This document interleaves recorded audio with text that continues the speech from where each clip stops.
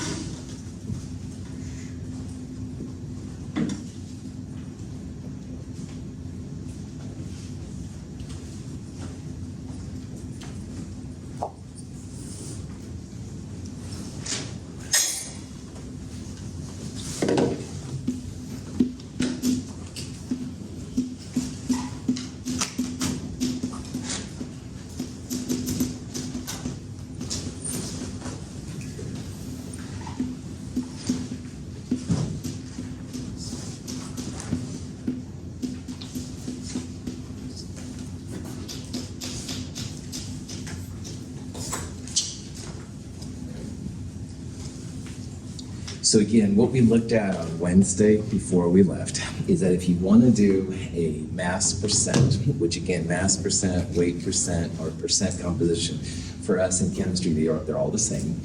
The easiest way is to first figure out the molar mass of your compound. So carbon dioxide, you would add a carbon and 2 oxygens. Roughly, carbon is about 12 grams per mole. That's what the red number comes from. And oxygen, roughly 16 grams per mole. So 16 times 2 is 32. 32 plus 12 for the carbon, about 44. You can do a better job, but it's about 44 grams per mole, and that goes on the bottom. All right. Now in the top part, it depends, of course, which element you're looking for. There's 2 elements, carbon and oxygen. For carbon in carbon dioxide, there was 1 carbon, so the mass of the element is literally 12.01 grams, the number on the periodic table. You just multiply by the number of atoms you have. So percent carbon would be 12.01 or so on top. You would divide by the molar mass of carbon dioxide times 100%. Now percent oxygen, you have 2 oxygens in CO2. So the top part here, you'd have 2 times 16. That would be about 32 grams per mole on top. That's the amount of oxygen in the compound. And you would divide again by the molar mass times 100%. And that would give you some number. But like we've talked about several times, if you have the percent carbon and there's only 2 components, then 100% minus percent carbon would give you percent oxygen. So sometimes that's an easier way to do it. But anyway, at the end of the day, carbon comes out to be about 27.3%. And you can see right here, carbon is about 12.01 grams per mole. Dividing it by the molar mass of CO2, which is about 44.01 grams per mole, you get 27.3%. For oxygen, there are 2 oxygens, so 2 times 16 is where this 32 number came from. And then 32 divided by the molar mass times 100 gives you 72.7%. But again, if you had percent carbon and there's only carbon and oxygen, then C plus O equals 100%, or 100% minus carbon gives you percent oxygen. Any questions on that? Yeah, what? So if we have like 3 elements in a compound, then we have to find it for each one because we don't know those. That's right. Or at least you'd find 2 out of 3. That's right. Yeah. So like in the last problem of problem set 3, there was C, O, and F. So like you could find carbon and oxygen, and then 100% minus those would give you the fluorine and stuff. Sorry, there was no indication of the 3rd finger there. That was all cruel. Oh, it's funny. Thank heavens. Prof hat fell off for a little bit. Prof hat back on. No disrespect to you at all, Gwendolyn. You're awesome. All right. Just being stupid as always. Other questions? I won't use my fingers this time. Thank you for letting me be Friday. Okay, let's move on then. All right, so we did this one on Friday, percent composition. Now, why percent compositions are so important is they lead to the empirical formula. And empirical formulas are the smallest whole number ratio of atoms. So in this problem, it gives us a percent nitrogen, 46.67%. And the question is then find the empirical formula. So the first thing you want to do, of course, is you want to find percent oxygen, 100% minus percent nitrogen would lead that way. You basically want to go percents to grams to moles and then compare them. So do all this, see what you can figure out here for this problem.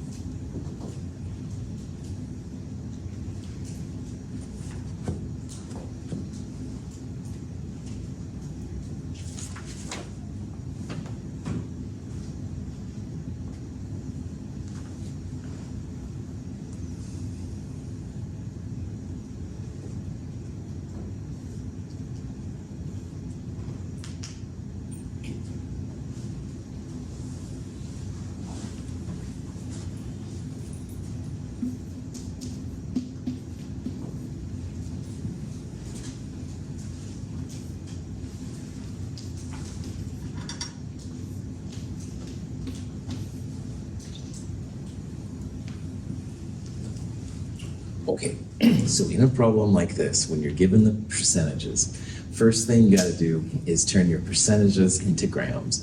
And like we talked about on Monday, I would encourage you to just assume 100 grams. So 46.67% would be 46.67 grams of nitrogen. And 100 minus 46.67 is 53.33 apparently. That's the percent of oxygen. So 100 grams, 53.33 grams of oxygen. And in all formulas, like these right here and all the ones you've seen, they're mole-based formulas, all right? So this means 2 moles of nitrogen for every 1 mole of oxygen, stuff like that. So you've got to turn your grams into moles. So nitrogen, about 14.01 grams, oxygen, about 16.00 grams. This comes out to be, it looks like 3.331 moles of nitrogen, and I think it's 3.33 moles of oxygen. And this is a formula. It's pretty ugly, but it is a relationship between the moles. And your goal is to make nitrogen 3.331, oxygen 3.333 look normal, all right? And what you want to do is divide both sides by the smallest one. So 3.331 is a little bit smaller than the other one. You can see that it's probably going to be like 1 nitrogen for every 1 oxygen. So the empirical formula, if the moles are the same, NO, all right? This is showing more math. Here's the moles of nitrogen from the percents to grams to moles. They're almost totally identical. 1.001, we can definitely feel confident raising up to 1. And the NO is the compound. Any questions? Cool. Now the thing about empirical formulas is it's not the final story, all right? There's a lot of these compounds that you can have NO. You could also have N2O2 and N3O3, stuff like that. But the important part is that this is a step towards determining what the formula of the compound is. And the percentages will tell you not only that it has nitrogen and oxygen and no carbon and hydrogen, for example, but it does also give you the smallest whole number ratio of atoms, and that can be pretty helpful. Okay. This is a question kind of like what we did in lab this week. In this problem, we're converting a zinc metal to a zinc oxide, all right? And we're starting with 6.54 grams of pure zinc. And at the end, after it's added to oxygen, we end up with 8.14 grams. And we're going to assume here that all of the zinc reacts. See if you can use this information to find the empirical formula of our zinc oxide. You could probably make a guess based on your knowledge of the charges, but I'd like you to try and calculate it as well. So see if you can figure out, first of all, make a prediction what it is, and then think about calculating it so you can determine that's what it actually is.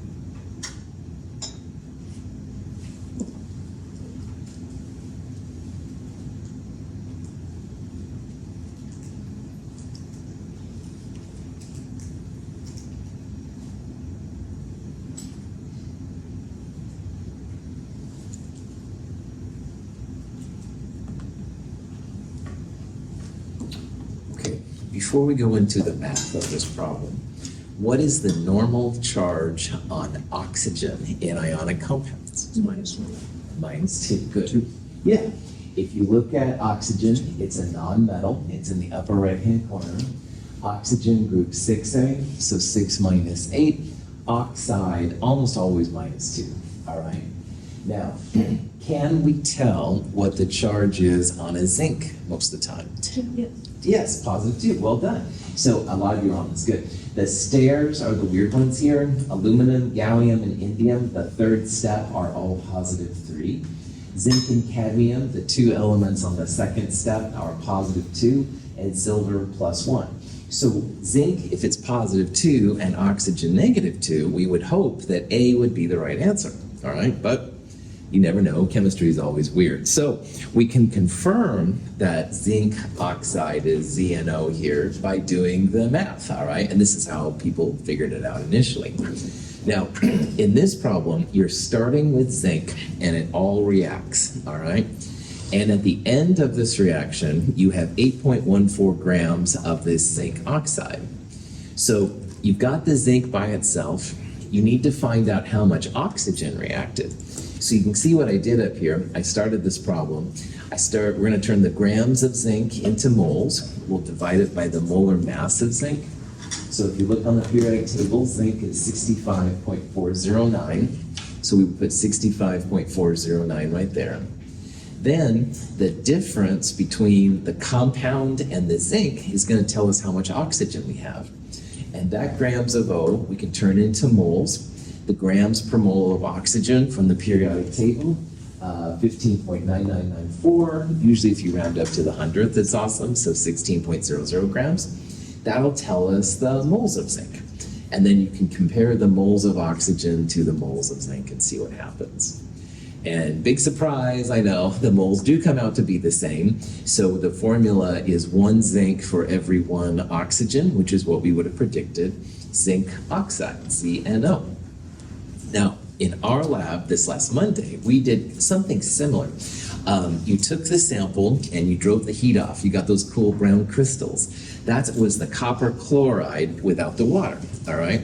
And then you did all the magic to it, and at the very end, you ended up with grams of pure copper. So the grams of pure copper was like the last thing you got. And if you took the brown crystals and subtracted the copper from it, that'll give you the grams of chlorine, so you can find the moles and stuff from there.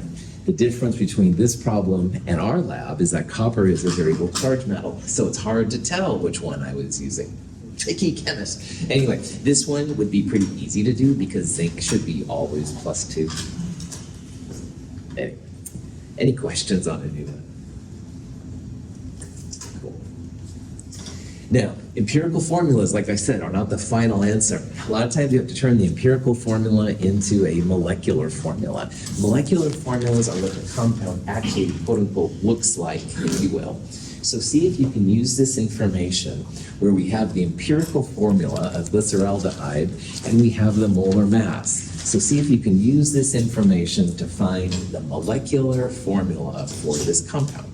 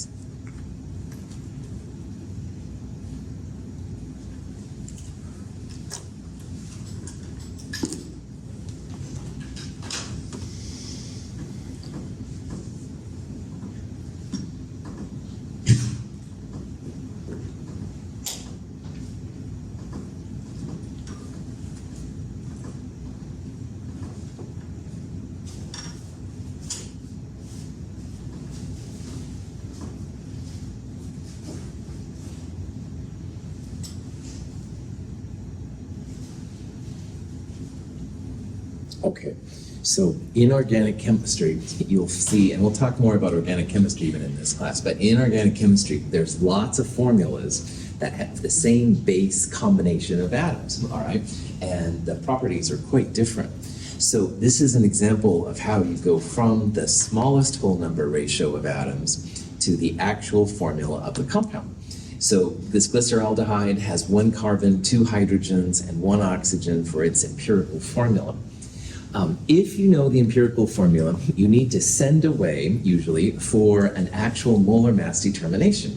And it's like a whole separate experiment. And it doesn't tell you what elements are inside. So like CH2O came from percent carbon, percent hydrogen, percent oxygen. So that's where we found out that. We found the relative amounts. This doesn't say anything about what's inside it. All right, it could have, I don't know, molybdenum or something. But anyway, but it does say that in a mole of the compound, you have this many grams. This is the mass spectrometer thing. So to find the molecular formula, first thing you have to realize is that it's going to be the empirical formula taken n times. And n is always a whole number. No fractions, no weird 1.33s or anything like that. Always a whole number.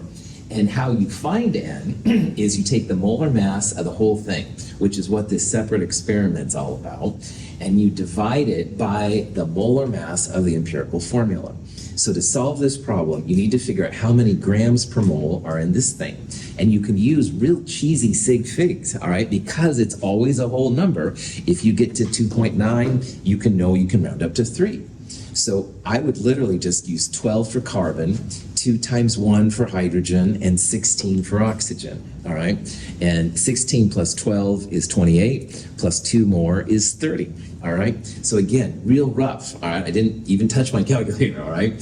And you can probably see then, if you take the whole thing, the molar mass of the whole thing, 90.08, divide it by about 30, always gonna be a whole number, that ratio is gonna be 3. So you have 3 empirical formula units. So if you take this 3 times, that's going to be the molecular formula for this compound. So glyceraldehyde, C3H6O3, all right? It's the empirical formula 3 times. So 3 times 1, 3 times 2, 3 times 1 is what you get. Answer E doesn't make any sense here, all right? Because the answer has to be a whole number units of the empirical formulas. This is 1 to 1 to 1, if you will. That doesn't make any sense, but the other 4 here would be viable. Any questions on that? Okay, so here's the most important question of this today's thing. This is combining all the pieces together. All right, we have a phosphorus fluorine compound. The phosphorus fluorine compound is 75.41% phosphorus, and it gives you the molar mass of the whole thing. So see if you can use this information to find which of the following is the molecular formula of this compound. I'll give you some time here to work on it, and we'll talk about it then too.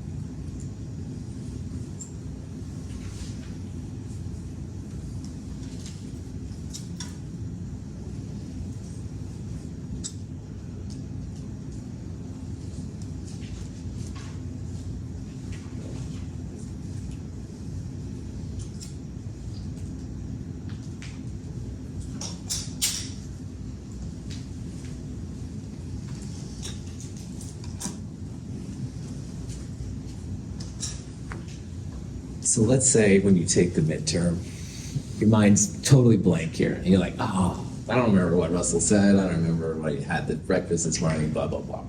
There is one kind of cheesy way that you could solve this problem, and I want you to know all of my secrets, all right? And sometimes this has worked with people. The molar mass is 251.94, and you can go through and calculate the molar mass of each of these compounds. Now, in this case, it works out all right. Only one of them is 251.94, I think. So, for example, this one, phosphorus is about 31, and there's two of them, so that's 62. You'd add it to about 2 fluorines, 2 times 19, which is 38, so it's 100-ish. That would certainly be less than this number right here. Now, that doesn't always work, but all my secrets are yours.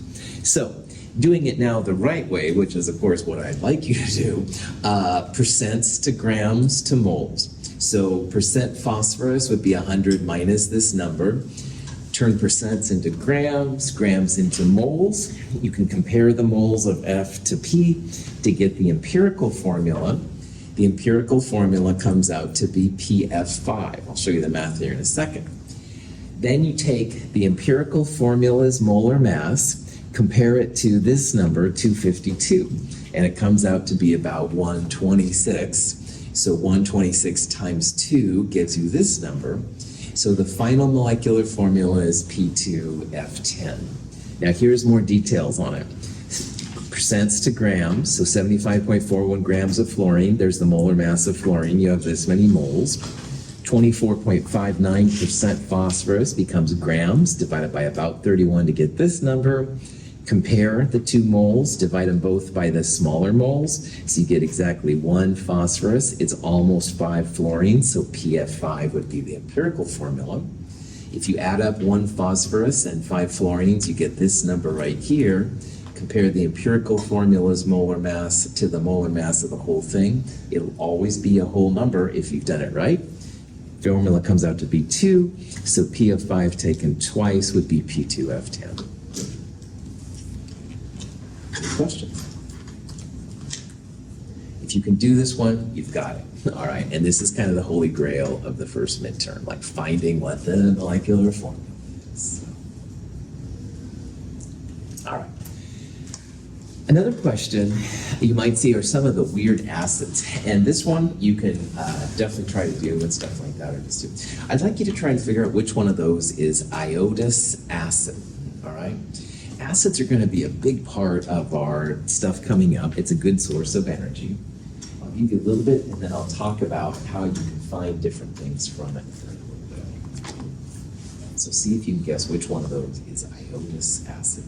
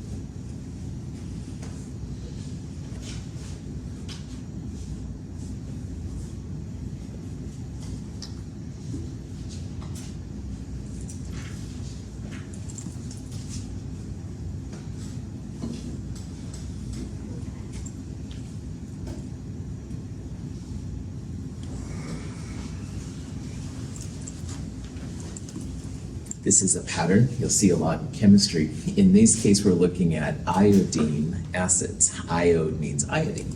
And if you have no oxygen, that's where the hydro prefix comes in. So HI would be hydroiodic acid. Hydroic acid, so hydro is the prefix and ic acid is the end. If you have one oxygen, then you start have to know where the most common one is. And we talked about how iodate, chlorate, ATE endings are the most common. Iodate is the most common of these, and common ions get the ic acid. I am just the messenger, don't look at me where these names came from. This one here would be iodic acid. It's the most common of the iodine oxygen ions. Then you can see if you add an oxygen, one more than the common, so HiO4, this would be per iodic acid. So adding one more oxygen per iodic acid, if you take away an oxygen, HiO3 to HiO2, that's where you get iodous, O-U-S acid. And you can even take away one more oxygen in this case and make hypoiodous acid. So this pattern is real common. All right, works with iodine, bromine, and chlorine. You would replace the iode with brome for bromine or chlor with chlorine. At the very least, you could have nitric and nitrous acid, stuff like that. And hydro means no oxygen. So if you hear, hydrobromic acid, no oxygen with that. So. Any question? Okay. And then one more real fast. The question here is, what's the molar mass of nickel 2 nitrate hexahydrate? All right. See if you can figure this out. We have a little bit of time left, not as much as I'd like, but we'll do what we can.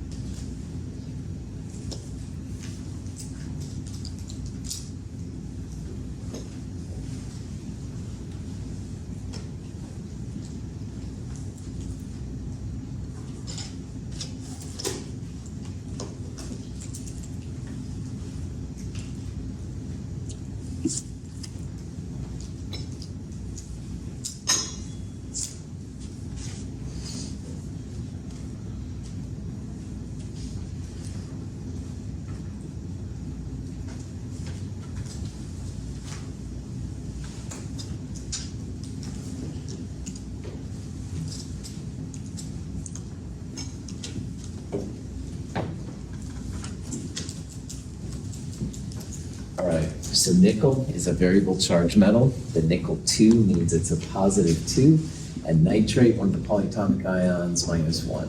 So you're going to need 2 -1s to balance the nickel. So nickel 2 nitrate would be NiNO3 2. They'll sometimes call this anhydrous nickel 2 nitrate, but that's not a big deal. In this problem, though, we have a hydrate. That's what that hexahydrate is. Hexa is 6. So you would have 6 waters next to it. We dealt with a hydrate this week in lab. We had a copper chloride hydrate compound. You're trying to figure out what it was. But anyway, the punchline here is when you do this, add up all of these, 6 times 18 for water, plus the nickel, plus the 2 nitrogens, plus the 6 oxygens. I had 291 grams per mole on that one. So if you see a hydrate, just make sure you put those into the molar mass and stuff calculations. Any questions? All right, that's it. Have a great weekend. See you Monday. We'll knock the midterm out. Thanks for being here.